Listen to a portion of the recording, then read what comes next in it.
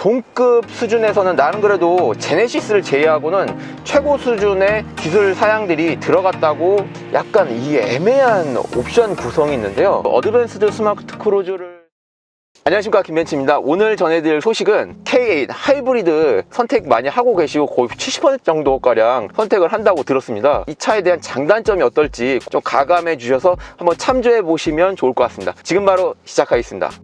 첫 번째 장점은 대시보드 듀얼 디스플레이를 현존하는 가장 고급스러운 느낌이 들게끔 인테리어 디자인을 썼다라고 말씀드리고 싶어요. 이유가 뭐냐면 기존에도 12.3인치 듀얼 디스플레이는 기아에서 내보내줬죠. 예를 들면 뭐 카니발도 있었고요, 뭐 그전에도 또 있었는데 12.3인치 듀얼 디스플레이를 제네시스에서도 보지 못한 그런 좀 더 가성비 있는 옵션으로 넣어준 것 같아요. 이 대시보드의 디스플레이 고급감은 제네시스보다도 커브드형이라 손 닿기도 좀 편하고요, 앞쪽으로 당겨져 있어서 내비게이션 화면이 인체공학적으로 좀 더 설계된 디자인인 것 같습니다. 정말 이 부분은 칭찬할 만합니다.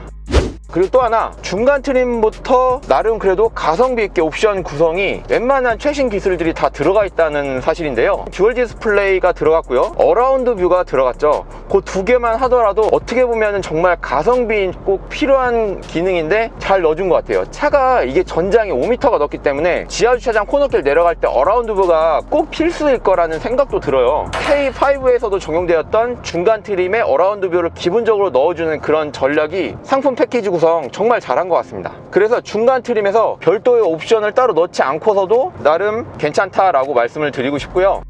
그리고 다음으로는 제네시스 정도의 감성을 어느 정도까지는 느낄 수 있는 그런 상품성 아이템이 들어가 있다는 사실인데요. 가장 첫 번째는 메리디안 사운드로 보일 수 있을 것 같아요. 그리고 시트에는 제네시스급에 들어갔던 볼스터에 퀼팅을 넣어줬어요. 이전에도 뭐 퀼팅은 들어갔었는데 이번에는 좀 더 고급스럽게 들어가고 도어 트림에도 들어가서 제네시스는 도어라든지 이런 쪽에 퀼팅이 들어가 있지는 않거든요. 시트에도 메인부만 이렇게 줄무늬로 들어가 있는데 오히려 그런 부분은 승하차식 볼스터가 이렇게 접힘으로써 주름도 발생해서 약간 내구성에 취약할 수 있는 부분에 적용해서 고급감도 높이고 품질도 개선한 그런 효과로 볼 수 있을 것 같습니다. 그리고 무엇보다 앰비언트 라이트가 고급스럽게 들어갔어요. 메리디안 스피커의 디자인을 좀 더 한층 업그레이드 시켜주는 이 앰비언트 라이트는 정말 진짜 저 개인적으로도 좀 좋아 보입니다. 이런 스피커 주변에서 나오는 이 무드램프가 G80에는 사실 없었어요. 그런 부분이 진짜 벤츠 감성이 느껴질 수 있도록 나름 괜찮게 들어갔다는 생각도 들고요. 전체적인 앰비언트 라이트 시스템이 이 도어 대시보드의 우드그레인 가니쉬에서도 나오는 것처럼 이 정도까지? 라고 할 정도로 좀 처음에 놀랐거든요. 이런 부분이 좀 인테리어적인 감성이 장점이 될 수 있을 것 같습니다. 그리고 동급 수준에서는 나는 그래도 제네시스를 제외하고는 최고 수준의 기술 사양들이 들어갔다고 보면 될 것 같은데요. 사실 옵션이긴 한데요. 일단 첫 번째로는 전자제어 서스펜션이 3.5 가솔린에 넣어줬죠. 제네시스에만 들어갔던 건데 요거를 좀 지금 그랜저에 없는. 그리고 또 하나는 전면과 후면 턴 시그널에 시퀀셜 타입을 넣어줬습니다. 정말 나름 괜찮아요. 저는 이거는 뒤쪽 디자인은 진짜 아우디 감성을 느껴질 정도로 괜찮은데 전면부 턴 시그널이 조금은 아쉬운 점이 있긴 해요. 그래서 전면부가 좀 아쉽다면 후면부는 그래도 나름 괜찮게 보여집니다.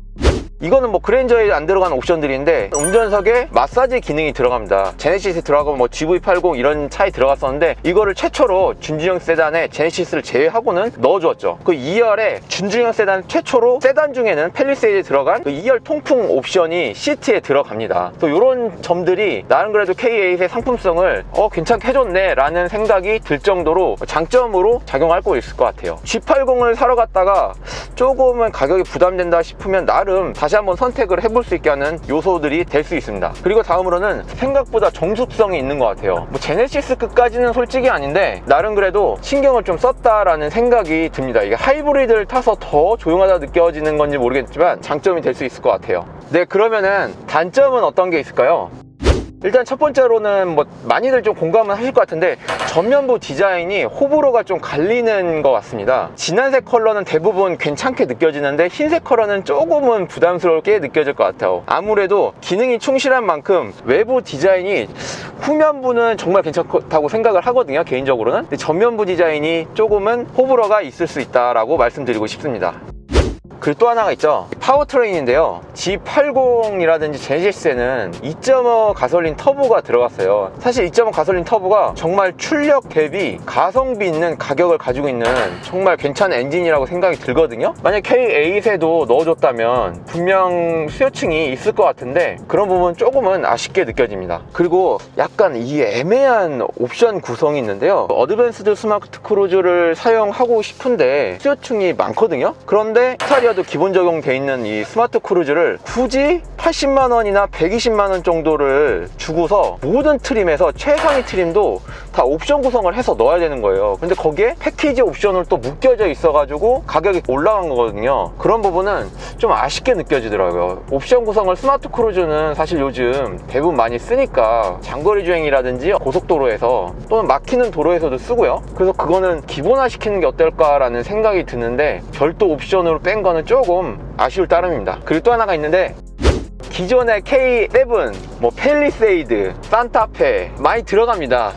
이게 사실 K8에 패밀리카로 많이 쓰고 있는데 혼자 타시는 경우도 있겠죠. 그런데 2열에 듀얼 모니터를 넣어주지 않았어요. 나름 괜찮거든요. 후석 엔터테인먼트 시스템이라고 하는 옵션인데 이거를 왜 뺐을까라는 생각이 들어요. 결국에는 뭐 필요하신 분은 싸제로 달아야 된다는 얘기인데 그런 부분에서는 조금 아쉬울 수 있죠. 아마도 이 K8에 수요가 그렇게 많지가 않아서 기존 K7에서요. 그래서 뺀 건가요? 아니면은 후석에 이 헤드레스트를 신규로 개발하면서 어떤 이유가 있어서 그런 건지 잘 모르겠는데 애프터마켓이 요즘 튜닝이 많이 활성화되고 있잖아요. 그렇기 때문에 튜온 파츠, 튜익스 이런 옵션들을 좀 더 많이 활성화되었으면 하는 바람이 있고요. 최근에 나오는 많은 차들이 지닌 액세서리라고 해가지고 H 지뉴인 그런 걸로 많이 나오고 있고 뭐 카텐트도 나오고 있고 수많은 뭐 동물 케어할 수 있는 그런 것도 나오고 있는데 아쉬울 수 있을 것 같다는 생각이 듭니다. 어디까지나 이런 장단점은 사실 제 개인적인 의견이 좀 있으니까 잘 가감하셔서 좋은 선택하시면 좋을 것 같습니다. 네, 좀 도움이 되셨나요? 도움이 되셨으면 이쪽에 좋아요 버튼 부탁드립니다. 지금까지 김배치였습니다. 감사합니다.